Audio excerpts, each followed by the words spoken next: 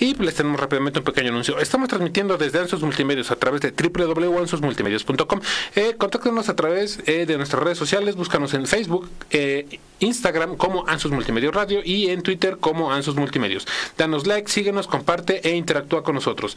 Si deseas anunciarte, aumentar tus ventas o tener tu propio espacio, contáctanos al 22 14 24 63 96. Recuerda escuchar Halo, nuestro nuevo canal juvenil, en el cual puedes escuchar la mejor música las 24 horas del día, ya sea a través de www.ansosmultimedios.com o búscanos como Halo Radio Online o descarga la aplicación disponible en Play Store, solamente búscala como Halo Radio Online.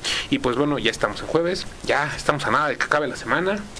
Tenemos invitado, nos acompaña Osiris García Cerqueda y él nos va a hablar de un tema que a mí me parece bastante interesante. Rápidamente, coméntanos de qué nos vas a hablar. Pues digamos de un proceso que se está dando en la Sierra Mazateca, oaxaqueña, en cuanto a la transformación simbólica que están teniendo los hongos, por mucho tiempo llamados alucinógenos, ¿no? Así es. Ahorita ya plantas sagradas, hongos sagrados o psicoactivos, ¿no? Sí, así es. Un proceso de transformación que se va a dar a partir de la década de los 50, cuando pues llegan extranjeros, ¿no? Hippies, investigadores, curiosos, demás, y pues empiezan a ingerir estos hongos bajo prácticas poco fuera de lo tradicional, ¿no? Así es. Rápidamente, queremos recordarle a todo el público que el tema que vamos a abordar el día de hoy es de carácter informativo, obviamente abordado desde un punto de vista más antropológico e histórico. Entonces, bueno, rápidamente me gustaría que le dijeras al público, todo esto que nos vas a contar hoy viene por una investigación que tú estás llevando a cabo, ¿no? Sí, efectivamente. Yo de formación, en licenciatura, yo soy historiador, entonces es un trabajo que yo vengo desarrollando, digamos, desde el 2008, 2009 más o menos. O sea, un buen de tiempo, ¿no? Sí, es un trabajo ahí con algunos tropiezos, algunas correcciones que he venido desarrollando con apoyo de mis padres, igualmente, que ellos radican completamente en Huautla de Jiménez, Oaxaca, y en la Sierra Mazateca, con el apoyo de ellos y vecinos y mucha gente por allá. Pues viene desarrollándose esta investigación de cuál es el proceso que experimentaron el ritual de ingesta de hongos, la percepción que va a tener la gente desde los 60s, 50s, ¿no? Los lugareños, cuando pues estos extranjeros llegan a la región, ¿no? Entonces de ahí pues lo intenté desarrollar en la maestría, pues, solamente que me fui más como por cuestiones de historia del indigenismo. Okay. Y ahorita forma parte también de una parte del proyecto que estoy desarrollando para el doctorado en sociología. Ok, perfecto. Rápidamente yo creo que sería bastante bueno poner en contexto a la gente, ¿no? Rápidamente, ¿qué te parece si nos mencionas algo previo a la llegada de pues ahora sí que todo el tema de los extranjeros, los turistas, curiosos, entre etc. Para la gente que vive en esta zona, ellos cómo ven la ingesta o el consumo de estos hongos. Ok, para la gente de allá, para los originarios de la Sierra Mazateca, de toda la amplia Sierra Mazateca, no solamente son los hongos, ¿no? Hay otras plantas psicoactivas, está la hierba pastora, como le llaman. Ok. ¿No? Esa es otra. Y de los diferentes tipos de hongos que existen, pues, ¿no? Psicoactivos. Para ellos es una forma, digamos, de sanación, ¿no? Se lleva a cabo mediante un ritual y pues hay ciertas normas. Primera, pues que tiene que haber un guía espiritual, que es en la lengua, que es el chotachiné. No es una persona que sabe, o podría decirse chamán también. Ok. Que es el que se encarga de llevar a cabo este ritual, ¿no? De ser la guía. Son pocos los motivos por los cuales tú puedes acudir a realizar este ritual. Uno de ellos es por enfermedad, ya sea física o anímica, o también espiritual, ¿no? Es decir, me siento mal, siento que mi espíritu se quedó, por ejemplo, en un monte, ¿no? Pues vamos a ver el chotachiné. Llegamos o también por brujería, ¿no? Es decir, son pocas las razones, los motivos por los cuales tú vas a ir a hacer este ritual. Entonces la gente pues sigue apegada a este contexto, a esta práctica ritual, y siguen manteniéndose pues las prácticas tradicionales, por así decirlo. Sí, ¿no? sí, así es. Fíjate que este dato me parece bastante importante, ¿no? Porque, no sé, pensaríamos nosotros con ahora sí que con todo lo que hemos visto a través de medios de comunicación, Sí. no sé, impresos, ahorita el internet, que yo creo que es lo más fuerte y en donde es más fácil encontrar información sobre un tema determinado, ¿no? Por ejemplo, cuando era joven. No, bueno, es que es en serio, ¿no? Hace tiempo, si tú querías, no sé, saber sobre algo, una de dos, o te ibas a buscar una revista especializada en ello y la tienes que comprar, ¿no? Porque en el puesto te decían, joven, no es biblioteca. Y la verdad no eran tan baratas que digamos, ¿no? Una revista de un tema especializado andaba, ¿qué te gusta? Por ahí de unos 70 pesos, más o menos. Hace, ¿qué te gusta? 20 años, por ahí. Y irte a una biblioteca, pues obviamente también era, ahora sí que no había como un buscador para que tú encontraras la información, vamos a decirlo así, de manera ágil, ¿no? Sí tenías que buscar, escudriñar un poco, etc, etc, ¿no? Pero en este momento, bueno, ahora sí que ya nuestra era que pues, es más fácil pues, buscar cualquier tipo de información en la red, muchas ocasiones, pues, no... Dicho de esta manera, ¿no? A veces no nos aventamos todo, ahora sí que la información completa, solamente lo más llamativo, ¿no? Y en este caso, yo creo que ya entrando en materia como tal, ¿qué pasa cuando llega pues, como tal el boom de estos, dicho de esa manera, estos viajes espirituales, de todo lo que se detona en esta época de los 60s, de la cultura hippie, vamos a decirlo así, de la presencia de los extranjeros? ¿Qué nos puedes contar al respecto? Es algo muy curioso porque, pues, igual yo tuvo un momento en el que yo llegué a pensar que en Huautla y en la Sierra Mazateca todo se detonó a partir de los 50, ¿no? 53, 55, que es cuando llega la clásica historia, ¿no? El neoyorquino Gordon Wasson. Y pues publica en el 57 en Life, ¿no? Su experiencia con los hongos, con María Sabina, y sigue regresando constantemente. Esta revista pues se divulga. Sí, y aparte es de gran peso, ¿no? Sí, exacto. Entonces mucha gente pues empieza a tener conocimiento de igual forma en México, va a concatenarse con otros procesos digamos como estudiantiles, por así decirlo, ¿no? Okay. De la libertad, del amor y paz, ser libres, no represión, ¿no? Muere el mal gobierno. Amor a la tierra. Exacto, ¿no? Viene como una búsqueda, no solamente hacia uno mismo, sino también como la búsqueda de la construcción de una identidad política también, pues, ¿no? Por parte de los jóvenes, lógicamente de ambientes citadinos, por así decirlo. Pero yo creo que antes de llegar a ese punto, habría que irnos hasta atrás, ¿no? Okay. Cuando pues empieza a formar el Estado en la Sierra Mazateca, ¿no? El Estado mexicano. Y eso se va a dar específicamente a finales del siglo XIX, en el último cuarto del siglo XIX, cuando pues empiezan a buscar nuevas regiones para la introducción de nuevas agriculturas y así activar la economía de México. Sí, así es. Fíjate que Mazateca pues no va a ser la excepción, ¿no? Así es, y así rápidamente, ahora sí que yo creo que mucho se habla de tema de modernización, ¿no? De el darle a las sí, como tal, a las comunidades los mismos recursos, oportunidades que hay en las urbes, pero para eso se necesita infraestructura. Claro. Infraestructura que obviamente, como lo es electricidad, ¿no? Y yo creo que es un tema bastante recurrente en una conferencia que vi tuya por ahí, ¿no? En la construcción de como tal una presa, ¿no? Que trae pues, obviamente toda la indumentaria, o sea, no solamente trae vamos a decirlo así, pues a los trabajadores que construyen esto, ¿no? Sino trae una serie de gestiones, una serie de también de costumbres nuevas, de formas de ver el mundo, ¿no? ¿Qué nos puedes decir al respecto? Te comento, entonces, el Estado empieza a operar, digamos, intensamente desde finales del 19. Ok. Después viene la cuestión de la educación con las misiones culturales en los 20. Después llega el Instituto Lingüístico de Verano. Llega lo de la presa en los 40, ¿no? En la llamada Mazateca Baja. Entonces, la Sierra Mazateca nunca ha estado desconectada de un contexto nacional, pues. Sí. Ha estado íntimamente vinculada, ya sea económica, política o socialmente. Cultural también. Sí, claro.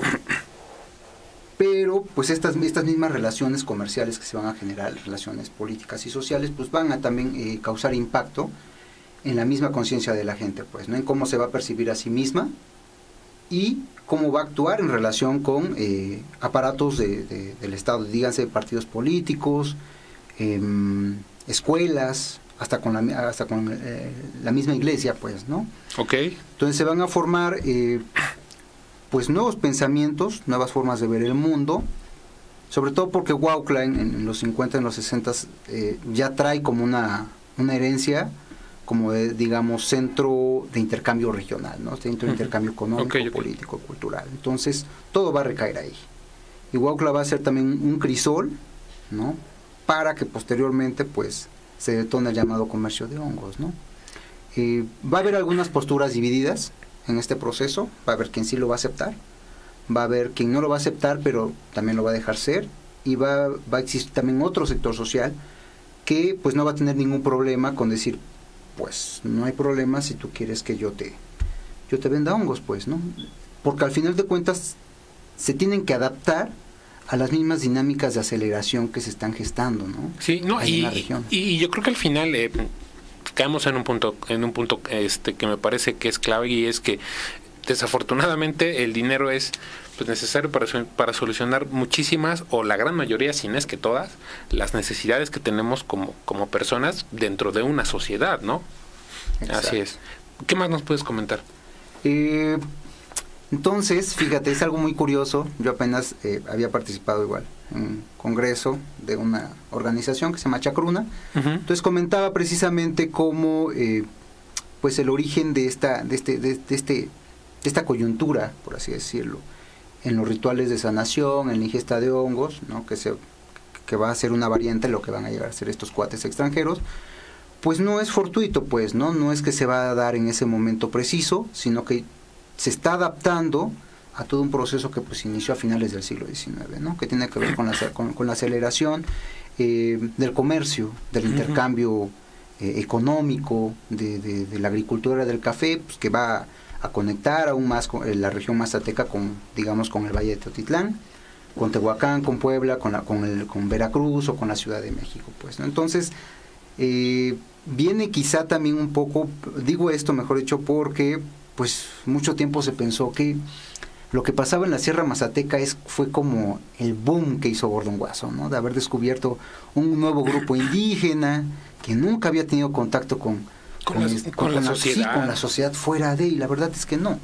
La verdad es que si nos vamos a documentos históricos, la Sierra Mazateca siempre ha estado vinculada con todo lo que acontece. O sea, siempre ha habido comercio. Sí, claro. Ya sea, no sé, como tal material o cultural, ¿no?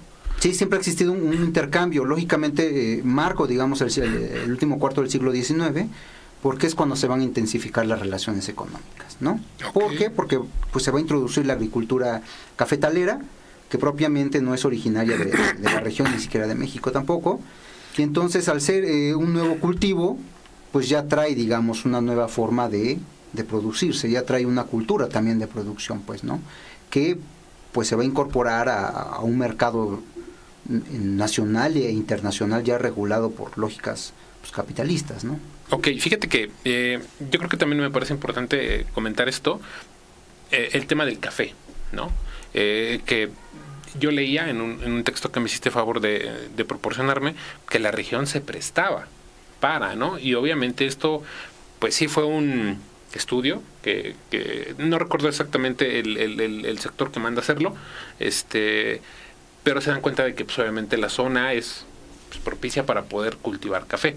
Entonces, pues obviamente ahí tenemos otro punto, vamos a decirlo de esta manera, de coyuntura, como lo dices tú, para que este boom pueda, sí, pues como tal, darse. Ahora sí que, ya entrando más como en el tema de este señor Wasson, ¿tú qué nos puedes decir al respecto de su visión de las cosas? Ya nos habías más o menos comentado algo hace un momento, ¿no? ¿Tú qué opinas, ¿no? De la visión que este señor tuvo? Claro. Ahora sí que... Pues, como decimos a veces en historia, pues al final, hombre de su tiempo, ¿no? Okay. La percepción que él traía, lógicamente, partía de una sociedad occidental, moderna, ¿no? Entonces, el encontrarse quizá con una práctica que él llamó ancestral, hasta cierto punto, o prehispánica también, como quieren llamarle, pues quedó maravillado, ¿no? O sea, sobre todo por todo el efecto que que sintió y que lo describe en alguno de sus textos también, ¿no? Y que aparte, bueno, este es un punto de vista muy personal, ¿no? Que en muchas ocasiones yo creo que fue, pues no sé, el pretexto perfecto para decir, ¿sabes qué? Pues obviamente había sustancias sintéticas en ese entonces, que pues ahora obviamente como toda sustancia estaba penalizada, ¿no? Como tal, o sea, no era legal para pronto, ¿no? Y no sé, quizás desde un punto de vista muy muy personal, yo digo, pues este señor encontró vamos a decirlo así, el lugar, la planta y el pretexto perfecto para poder, pues, consumir esto, ¿no? No sé, ¿tú qué opines? Sí, pues su curiosidad, ¿no? Como curar su curiosidad, sobre todo porque pues ya en los 30 habían ido otros cuates allá a la Sierra Mazateca. Habían escrito un artículo, ¿no? Sobre la práctica que se hacía. Este cuate se entera, lo lee, pues le llama mucho la atención, visita la región, 53, 55 María Sabina, 57 Live, ¿no? La revista. Y está muy muy complicada esta situación porque, pues de ser, digamos, un elemento sagrado, simbólico, de uso tradicional, se inserta directamente en dinámicas de comercialización, pues, ¿no? De un mercado ya más acelerado, más intenso, porque el objetivo ya no es como tal la sanación, fuera del contexto ritual indígena. Sí, sino la sensación. Sino la búsqueda de la sensación, pero sobre todo la comercialización, pues, ¿no? Es decir, me parece que el investigador se llama Marcos García de Teresa, hizo una investigación muy interesante con informes de Gordon Wasson que están en Harvard, un archivo de etnobotánica, me parece, de historia natural. Y pues hace un rastreo muy interesante de cómo, independientemente de lo que diga o haya dicho Robert Gordon Wasson, que se sentía arrepentido, etcétera, pues también ayudó, o mejor dicho, formó parte de un proceso, porque pues él tenía intermediarios allá en la Sierra Mazateca, fuera de María Sabina. Okay. Intermediarios que tenían pues papeles como maestros, políticos, ¿no? Y se intercambiaban cartas y les decía, pues es que quiero que me sigan recolectando hongos, pues, ¿no? Y hay fotografías, pues, donde está Gordon Wasson, pues, pagándole a la gente por cantidades tremendas de hongos de estos que hongos, se recolectaban. Sí. Y todos estos hongos, pues, salían fuera de la región hasta el extranjero, pues para seguir en estas investigaciones para sintetizar lo que viene siendo la psilocibina, pues, ¿no? Que ahorita pues está muy en auge también otra vez el diálogo, el debate.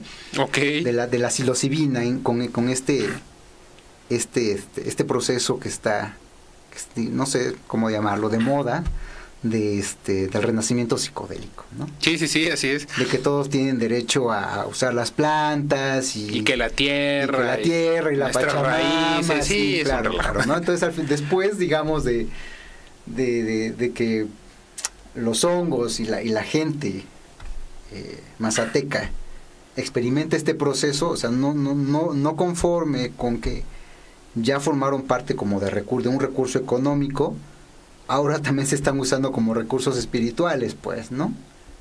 Okay. Lógicamente fuera, digamos, del contexto y de la misma subjetividad de la gente mazateca, que realmente creen eso, pues, ¿no? Sí, así es. Y me gustaría preguntarte, por ejemplo, algo que a mí me llamó bastante la atención de tu investigación, pues, como tal, es el título. Dicen que si desde ahí te atrapan, ya valió, ¿no? No, y pues como tal el título de tu investigación es Hongos, psilocibe, memoria y resistencia en la Sierra Mazateca. Memoria y resistencia. Esas dos palabras fueron las que más me llamaron la atención, ¿no? Porque yo creo que así rápidamente estamos enfrentando en la actualidad, que es como un efecto secundario de este boom tecnológico, vamos a decirlo así, de enfrentarnos o de repente poder visualizar otras culturas, ¿no? Desafortunadamente yo también creo que el mexicano tiene como esa mala costumbre de ser un poquito copión, pero es desde un punto de vista muy personal. Y pues bueno, no, eso obviamente también hace que lleguemos a cambiar ciertas dinámicas, ¿no? Ciertas, vamos a decirlo así, ciertos protocolos sociales, ¿no? Como lo que tú mencionabas, y es lo que más me llama la atención ahora sí que de lo que llevamos hablando, es cómo pasar de algo que es considerado sagrado, o vamos a decirlo así, no que no es un juego, dicho de esa manera, ¿no? Tú lo mencionabas al principio, ¿sabes qué? Es que sí lo consumían, pero lo consumían para sanar, ¿no? Para sanar algo, ¿no? Como lo decías tú, ya sea brujería, claro, algún mal espiritual o incluso hasta emocional, si lo queremos ver así. Pero ¿qué pasa cuando, pues, obviamente, esto pasa a volverse un producto, ¿no? Cuando pasa, pues, obviamente, a ser comerciado, a tener una demanda bastante fuerte, ¿no? Detrás, ¿nos puedes decir, desde tu punto de vista, qué es lo que empieza a suceder en, vamos a decirlo así, en esta sociedad que obviamente ve a los hongos como algo, pues, meramente espiritual? ¿Qué empieza a pasar? Empieza a ver, no sé, lo comentabas también, cierta gente que dice, bueno, pues ok, si lo quieren, pues te lo vendo, ¿no? Ok, pues, si lo quieren consumir, yo no se los vendo porque se los vendo a otra persona, ¿no? ¿Qué pasa con ciertas costumbres, ciertas tradiciones, ¿no? ¿Se ven afectadas de manera drástica o empiezan a deteriorarse poco a poco? No, sigue existiendo, se permanece, ¿no? Sigue existiendo esta tradición, se sigue guardando. Lógicamente no es como tal con fines económicos o comerciales, pero sí hay como la variante también, ¿no? Ok, ok. Que llegas, es más, cuando yo era niño hasta me daba cuenta de cómo es el sistema, pues. O sea, tú tomas el autobús directo hasta Huautla, te bajas y si te ven de fuera, viene, digamos, ya el acercamiento de las personas que se dedican a eso. Muy respetable también quien lo hace, porque es una forma de subsistencia. Sí, ¿no? Así es. Se acercan a ti y te ofrecen, pues, ¿no? Si quieres una cabaña, un cuarto, o si quieres hongos. Entonces, si tú aceptas, pues va.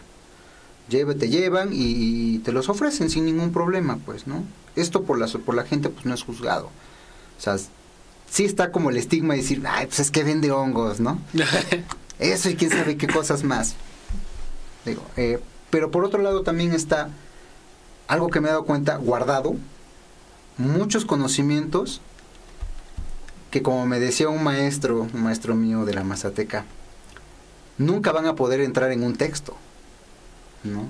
Porque es indescriptible, ¿no? Todo este conocimiento acumulado, guardado, pues, reservado únicamente para este espacio sagrado del ritual con hongos, ¿no? Porque el momento en el que tú vas a celebrar este ritual, se está construyendo un espacio sagrado, pues, ¿no? Que no puede ser violentado, ¿no? Exactamente, fíjate que a ese punto en específico yo me refería, ¿no? Así que por el latinamos dicho de esa manera, porque dentro de lo que yo he llegado a leer, dentro de lo que yo he llegado a ver, quizá en algún documental o en algún otro texto, obviamente yo creo que sí es importante mencionarlo, que va muy de la mano con esta señora María Sabina y toda la moda que detonó, ¿no? Su imagen como tal, ¿no? Claro. Porque estoy seguro de algo, y así de rápido, si a una persona le comentas, oye, ¿sabes quién es María Sabina? Ah, claro, la sacerdotisa de los hongos, ¿no? Pero ¿y qué más? No, pues no sé, o sea, es lo único que yo sé y es por lo que se le conoce. Y por ejemplo, yo le comentaba el otro día a unos compañeros de aquí de la estación, veía un meme de Eduardo Galeano, ¿no? Que decía, que en las veras abiertas de la América Latina eran para Eduardo Galeano lo que Mafalda para Quino, ¿no?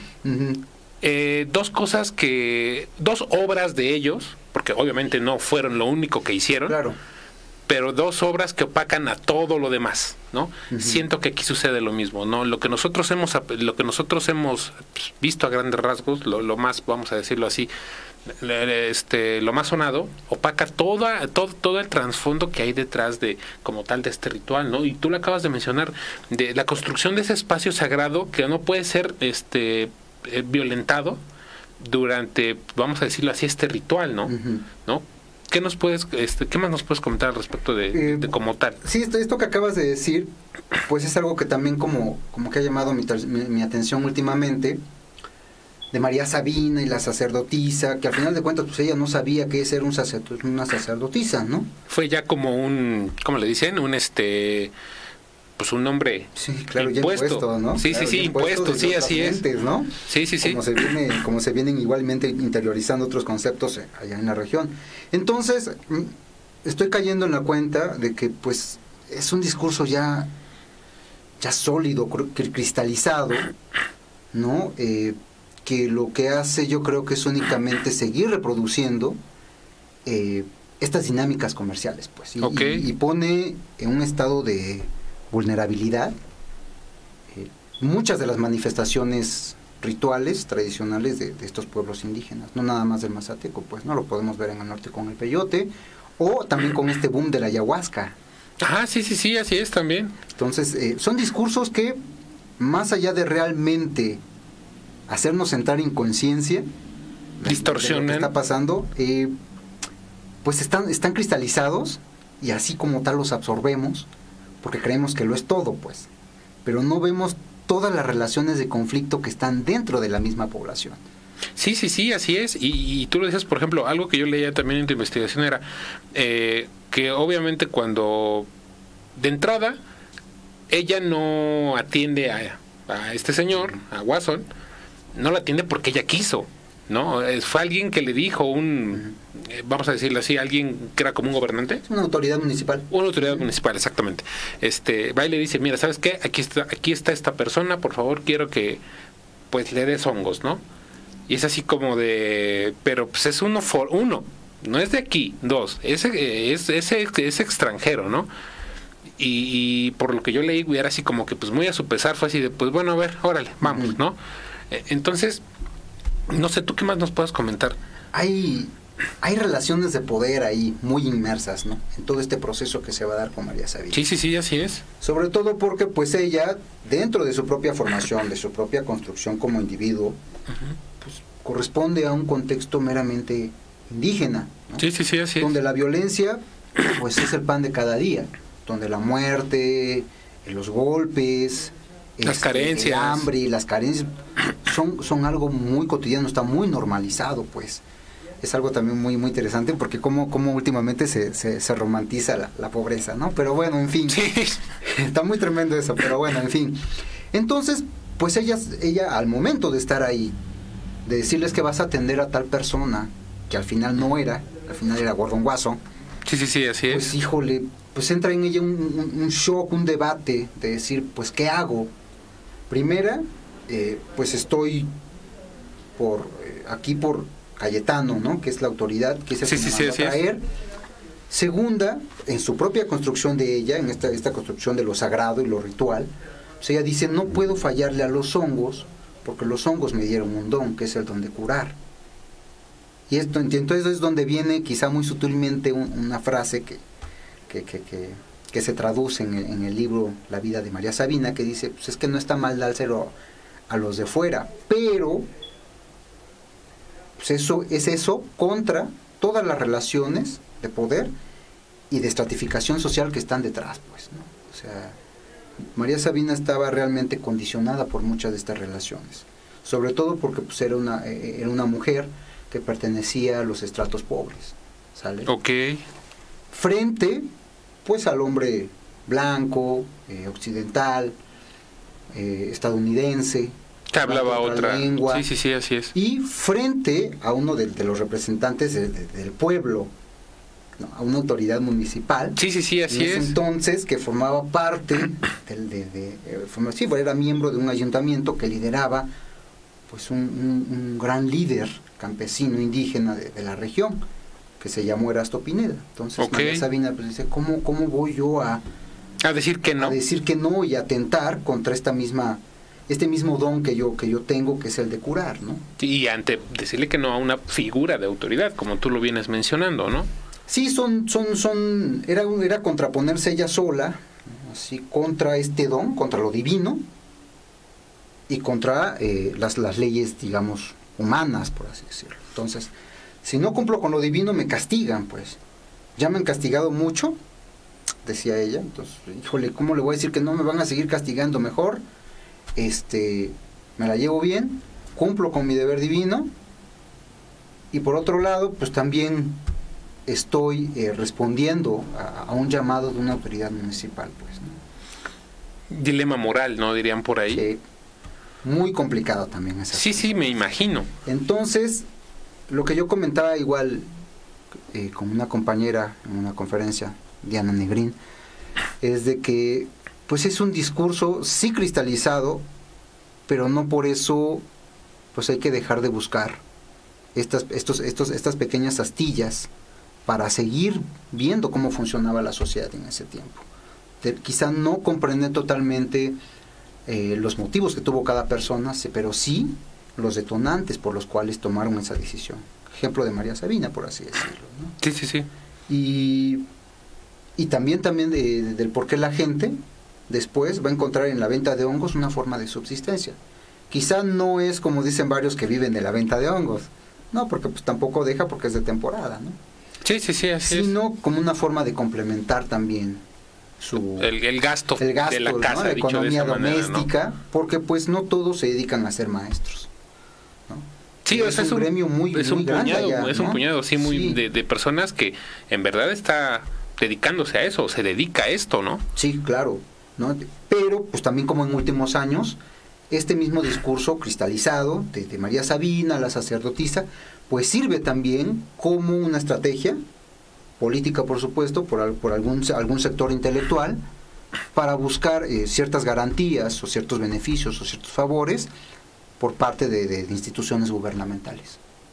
Sí, me imagino, claro. Y eso, pues más allá de realmente buscar una transformación en las relaciones de dominación, pues las intensifica, pues, ¿no? O sea, se habla mucho de la lengua, se habla mucho de los elementos sagrados, del baile, de la música, pero se está dejando de fuera, considero yo, otras situaciones que creo que sí requieren atención, ¿no? Que es mucho de ello la desigualdad social y económica, pues, ¿no? Que esa, como tú lo mencionabas, que ha sido una constante desde hace muchísimos años, sí, claro. O sea, no es algo de, es que hace 10 años, es que hace 20, es que hace 30, ¿no?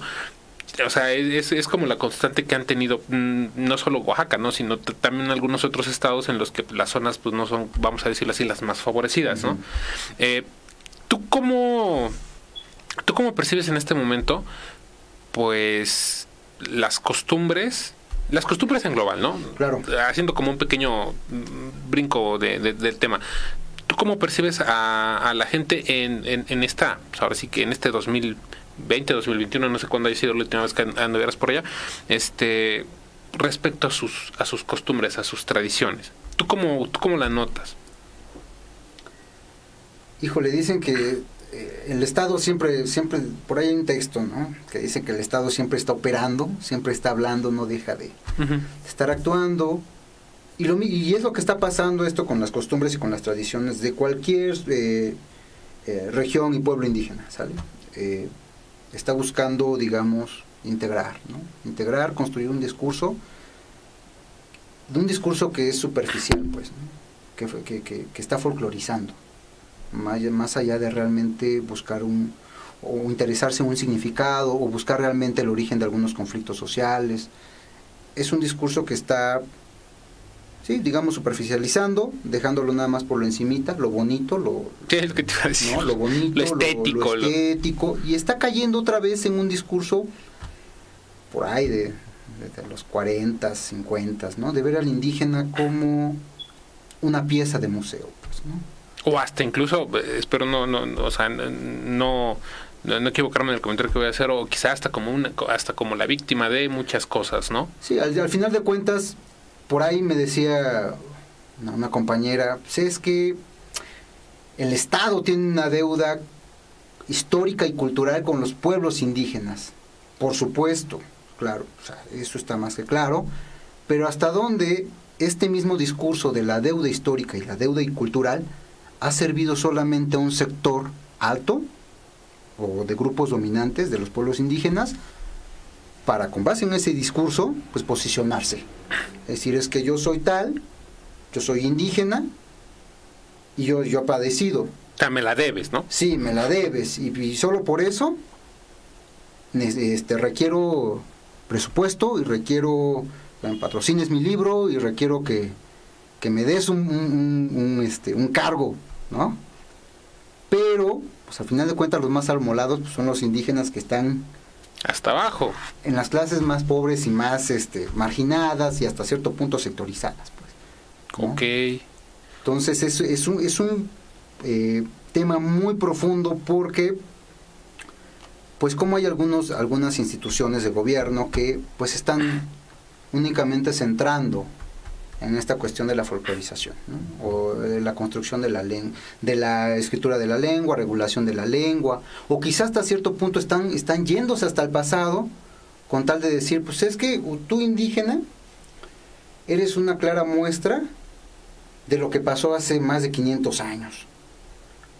Como si se hubieran quedado, o sea, los encapsula en el tiempo, como si desde la época prehispánica aparecieran en el presente, pues.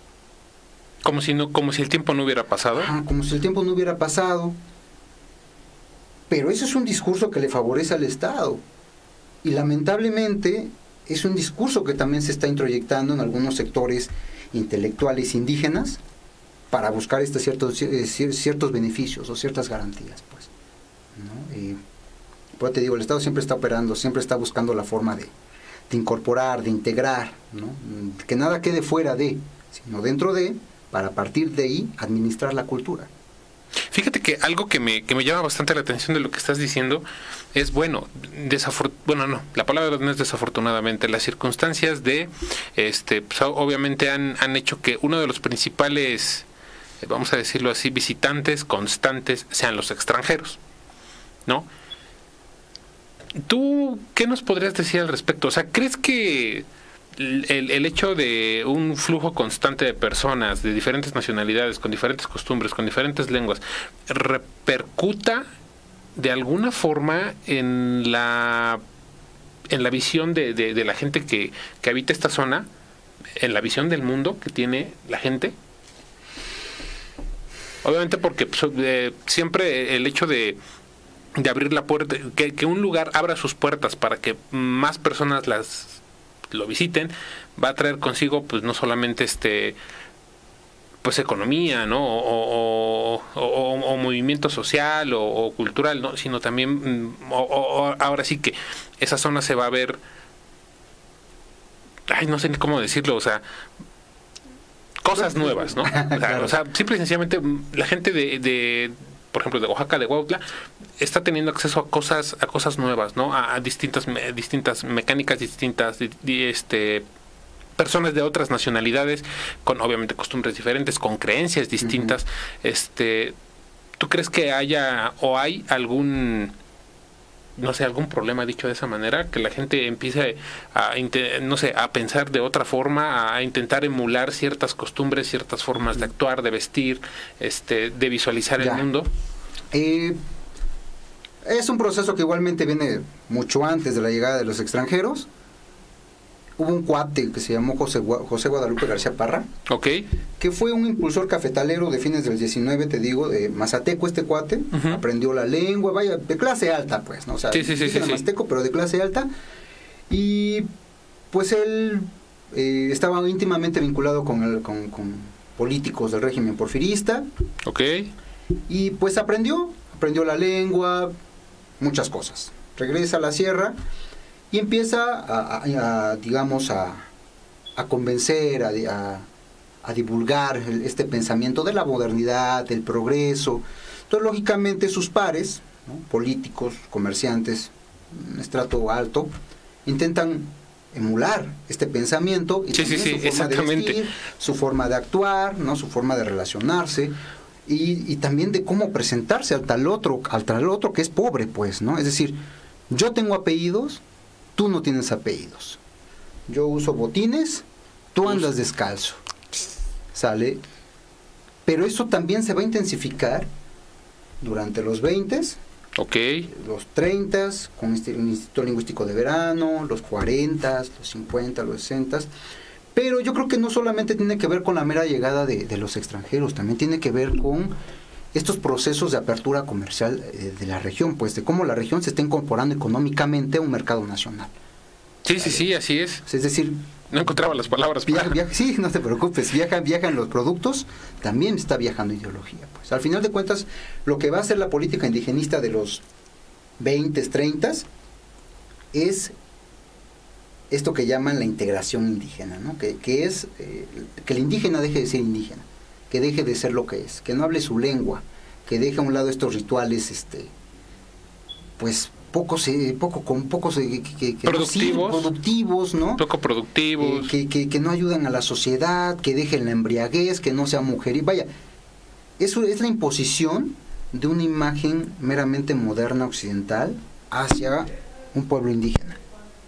Vaya, hay un tipo de dominación ahí. ¿Y qué dice el indígena? Pues no, pues yo para qué, ¿no? ¿O por qué quieres que use zapatos? O pues yo así estoy bien, así dice mi cultura, que es.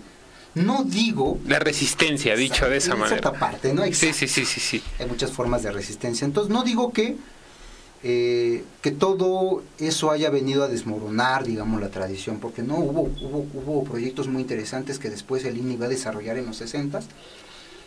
Va a desarrollar, por ejemplo, salubridad, construcción de letrinas, charlas para maternidad, capacitación a las personas para la partería. Va a haber proyectos muy interesantes que a lo mejor van a mermar ligeramente la mortandad infantil o las enfermedades, pero pues eso pues no es único, pues se va a concatenarse con otros procesos que pues van a promover también la llamada aculturación.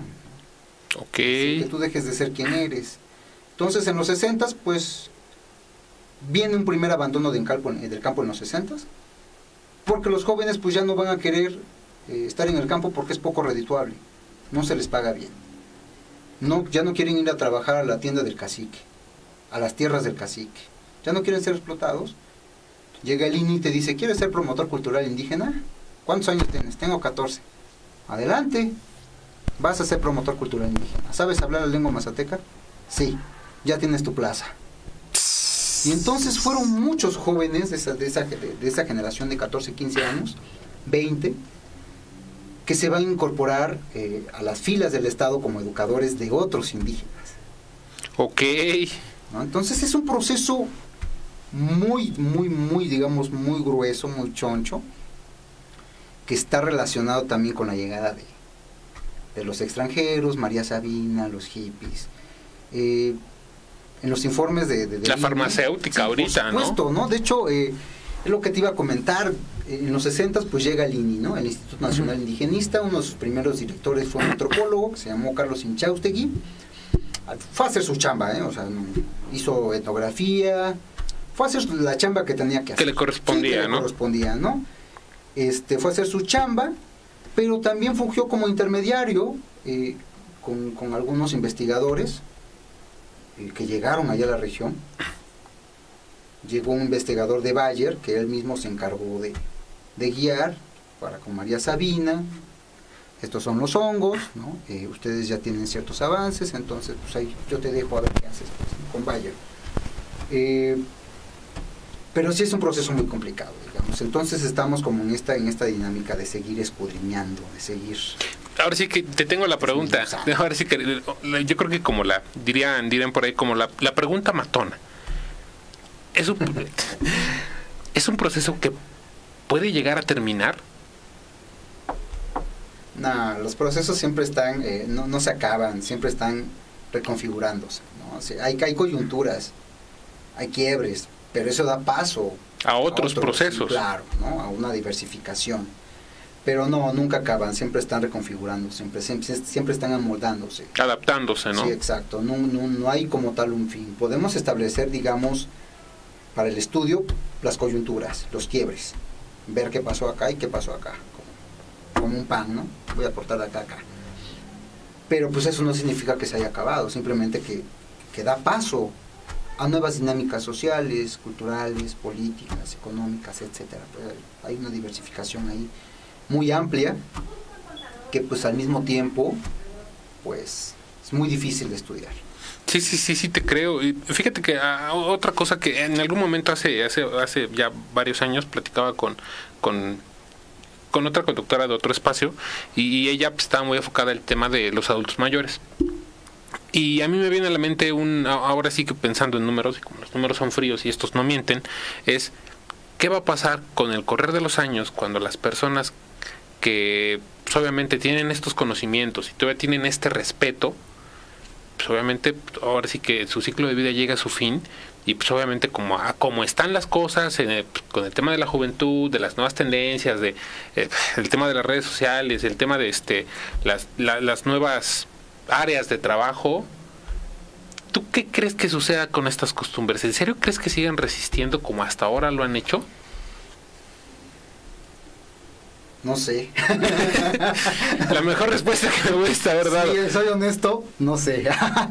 Porque es muy complicado, sobre todo como dices, por toda esta invasión tecnológica y de tendencias ideológicas y de la introyección de pensamientos que, valga, no sé, de consumismo, y hasta de vacío. Y hasta en el tema legislativo, mira, por ejemplo, con todo el boom que tiene el tema de la despenalización de la marihuana, por ejemplo, que no sabemos si en un futuro ya sea como ir al Oxxo y comprarte unos cigarros, porque, como lo dices tú, los procesos no se detienen, los procesos se reconfiguran, ¿no? Y si en este momento quizá está en la mesa el debate de, ¿sabes qué? Sí, no, es bueno, es malo, será positivo, será negativo, al final se tomará una decisión, ¿no? Sí. Al final se tomará una decisión y puede que, pues, no sé, en 10 años te las encuentres ya en los Oxxos.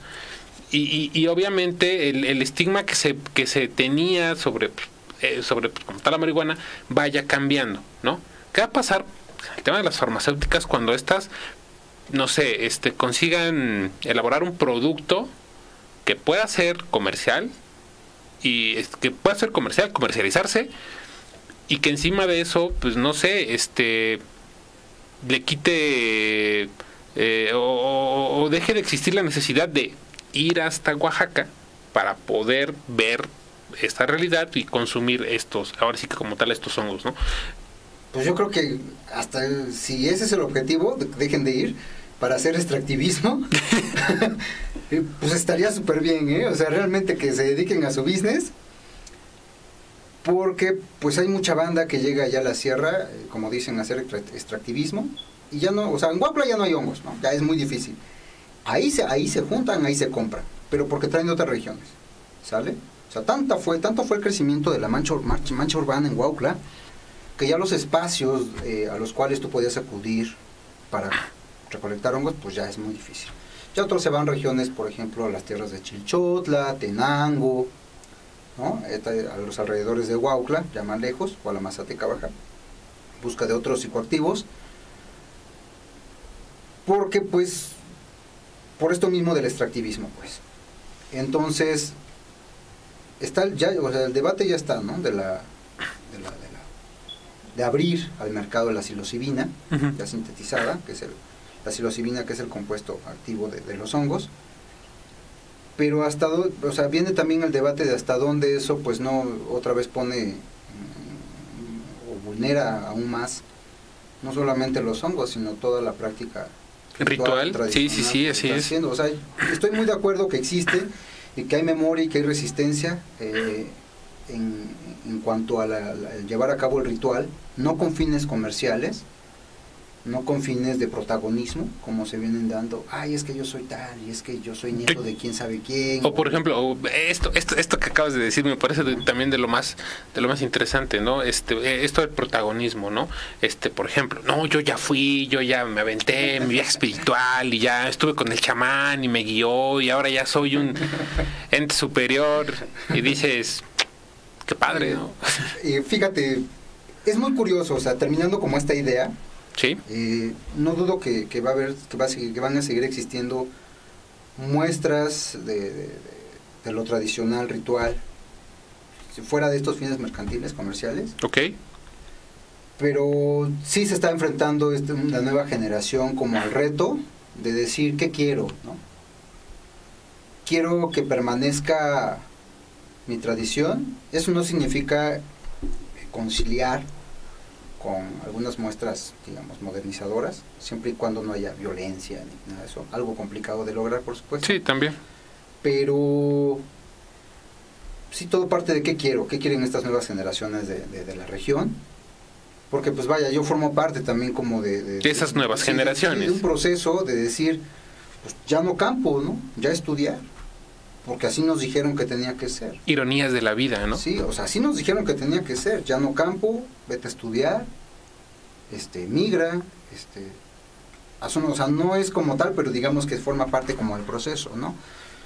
Incorpora en tu persona otros elementos, etcétera. Sí. Al fin la llamada aculturación, Entonces las nuevas generaciones se están enfrentando a un proceso mucho más denso que quizá estas generaciones de los 60 que decidieron ser maestros. Fíjate que algo que acabas de mencionar, y eso me parece bastante importante, te lo comentaba, ahora sí que antes de la entrevista como tal, tuvimos por ahí una llamada telefónica y yo te decía, ¿sabes qué? Todo este tema ritual, la conexión con el campo, ¿no? Obviamente va de la mano con una producción agrícola o con la vida del campo, sí, claro, como tal, ¿no? O sea, y son, dicho de esta manera, ¿no? Esto que tú mencionabas ahorita también me parece bastante importante, ¿no? Porque el hecho de pues cambiar el chip, de decir, ¿sabes qué? Pues el campo no te va a dejar como para vivir como quieres. Ve, estudia, vuélvete un profesional de lo que sea y genera mejores ingresos para que puedas vivir como quieres. Ok, pero eso simboliza también abandonar las actividades las actividades agrícolas como tal, la vida del campo. Eso y es algo que yo mencionaba en un programa el otro día, que hace algunos meses, platicando con un amigo, me decía, ¿sabes que viene una crisis muy cabrona? Y le decía, ¿pero cuál? La económica, pues ya la estamos viviendo. La social, pues estamos en eso. Me dice, no, la alimentaria. O sea, al rato, ¿qué vamos a comer? Y cuando volteas, bueno, desde mi contexto, cuando volteas atrás, yo soy del estado de Tlaxcala. No, pues obviamente cuando yo era niño, mi vida siempre estuvo muy ligada al tema de las actividades agrícolas. Ahorita ya no, ¿no? Y yo el otro día que fue, ahora sí que cuando fue 10 de mayo, y ya sabes que ahora sí que es ir a visitar a la jefa, dicho de esa manera, y pues obviamente me topo con algo muy padre, que son pues, una rica comida con tortillas de mano, ¿no? Y dices, qué padre, y le tomé una fotografía, ¿no? Y esa fotografía la ando trayendo en mis redes sociales, pero esa fotografía me dejó pensando bastante, ¿no? ¿Qué va a pasar cuando deje de haber personas, lo que yo te comentaba en otro momento en la entrevista, cuando deje de haber personas que dejen de enseñarnos cómo se trabaja en el campo, ¿no? Va a venir una crisis alimentaria y yo creo que eso reconfiguraría estos procesos de los cuales venimos hablando, ¿no? Porque obviamente, pues, no sé cómo decirlo, la naturaleza, de la misma manera que te provee, también cambia, ¿no? Y cambia a veces de manera muy drástica, ¿no? Y yo creo que en México lo estamos viendo ahorita. El tema de las sequías que que ya están a la vuelta de la esquina, ¿no? Los cambios climáticos, la contaminación, etc. ¿Tú crees que el hecho de el boom tecnológico, el hecho de atentar a otra forma de vida y a otras formas de generar ingresos, también sea un factor que ponga en riesgo como tal las tradiciones y hasta eso, y de la mano de las tradiciones, pues los conocimientos para poder seguir sosteniendo la producción alimentaria? No sé tú qué nos puedas decir. Fíjate, el campo allá pues está ya, digamos, si no abandonado, ya cesada la actividad agrícola. Ya no es quizá como me contaban mis familiares pues, hace años. Abundancia ahí. Sí, claro, trabajaba la gente. La percepción del mundo era otra, exacto, ¿no? Los que se siguen dedicando a estas actividades, pues lo hacen nuevamente, te digo, para complementar su economía doméstica, porque pues a lo mejor sus hijos ya migraron. Ya están en la ciudad de Tehuacán, ya están aquí en Puebla. Estados Unidos, ya están en la Ciudad de México, haciendo muchas chambas, entonces les envían su lanita. Entonces lo que hacen allá pues es complementar, ya no directamente como la actividad principal de la cual subsistan. Y quienes así lo hacen pues son algunos compañeros maestros de por allá, ya jubilados. Fui en febrero más o menos, platiqué con algunos, de cómo independientemente de que ya son jubilados y tienen una pensión, pues todavía regresan al campo, pero ya lo hacen por amor al arte. Sí, por amor, digamos, a la tierra, una forma de rememorar de dónde vienen, pues, ¿no? Como dicen, de buscar otra vez el ombligo, o sea, porque no hubo como tal una separación de la tierra, ya no, pues este es mi trabajo, pero pues yo vengo de ahí, ¿no? O sea, es la percepción que tienen muchos compas de por allá, ¿no? Yo vengo de acá, yo trabajé acá, yo crecí aquí, yo corrí acá, entonces pues, me fui a trabajar, pero ya regresé, ¿no? Y vengo a cortar café, o vengo aquí a sembrar mi maíz, me regreso a mi casa, no pasa nada, tengo mi pensión, pero pues están las nuevas generaciones que a lo mejor que aparte pues ya no les tocó tierra porque sus familiares los vendieron y se fueron a la ciudad. O ya no les tocó el conocimiento para saber cómo hacerlo. Exacto, o ya no hay un conocimiento, hay un quiebre también ahí en la transmisión de estos conocimientos, que ahorita está muy interesante. Algunos compañeros investigadores de por allá que están haciendo el trabajo, están nuevamente rascando, encontrando datos muy interesantes sobre el calendario agrícola, ¿no? Como las veintenas, cuándo se tiene que sembrar, cuándo no, cuándo se le celebra la tierra, cuándo se le da tributo, ¿no? Cuando se va al Cerro de la Adoración a hacer pedimento para que nos vaya bien en el año, etcétera. Se están recuperando algunos conocimientos, pero creo que queda todavía un largo camino si es que realmente se quiere hacer un rescate de la misma gente, pues. Sí, así es. Porque pues a veces decimos, ¿no? Yo de la ciudad pues quiero ir a apoyar, yo creo que no es quizá lo más idóneo, porque pues siempre hemos partido de que pues, nosotros los de fuera, ¿no? O la gente de afuera, pues es capaz de todo y puede ir a hacer la chamba. No, al final de cuentas se trata de una organización que la misma gente tiene que recuperar, ¿no? Esta noción de la comunalidad, ¿no? Que existe, pero a lo mejor se ha ido por otros caminos, se ha politizado, por así decirlo, ¿no? Sí, pues sí. Digamos, ha entrado en dinámicas de política partidista. Entonces, pues es muy complicado también, ¿no?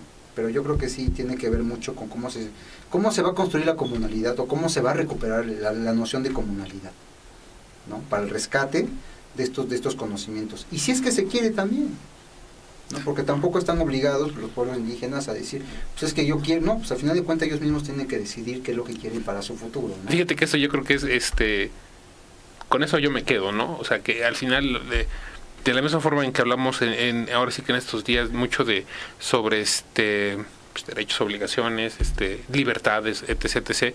Yo creo que esto que acabas de decir me parece un punto clave, ¿no? Al final nosotros como externos, dicho de esa manera, podemos llegar, intentar aprender sus costumbres, aprender los quizá métodos agrícolas, o no sé, intentar recuperar algunas tradiciones, pero al final quienes deciden son ellos. Si ellos deciden de manera tajante o paulatina regresar a sus raíces o abandonarlas de lleno, al final es algo en lo que nosotros no podemos ingerir. Sí podemos ser testigos, sí lo podemos documentar, pero al final, y yo creo que también me quedo con eso que tú decías, pero al final nosotros regresaremos a nuestra tierra de origen a vivir la vida, pues no sé, vamos a decirlo así, que queremos vivir, ¿no? Claro. No sé, es algo bien irónico. Por ejemplo, muchos habla de lo atractivo que son, pues, obviamente visitar este tipo de lugares, pero al final una persona que nació, creció y se desarrolló en una urbe va a extrañar elementos de ese sitio en el cual creció, ¿no? A, B, C o X, el que sea, pero los va a extrañar porque fueron parte de su vida, ¿no?